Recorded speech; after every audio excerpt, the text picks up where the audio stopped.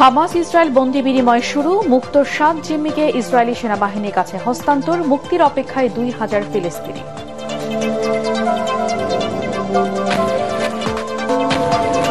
শিক্ষা ভবনের সামনে রাজধানীর 7 কলেজ শিক্ষার্থীদের অবস্থান, সড়কে পুলিশের ব্যারিকেড, আজও ধর্মঘটে এমপিওভুক্ত শিক্ষকরা।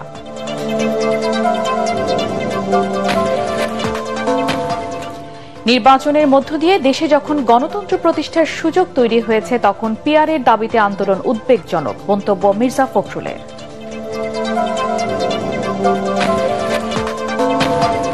জুলাই আন্দোলন দমনে শেখ হাসিনা ছাত্রদের উপর গুলি চালাতে উপসামরিক সচিব কর্নেল রাজীবকে নির্দেশ দিয়েছিলেন ট্রাইব্যুনালের চিফ প্রসিকিউটর।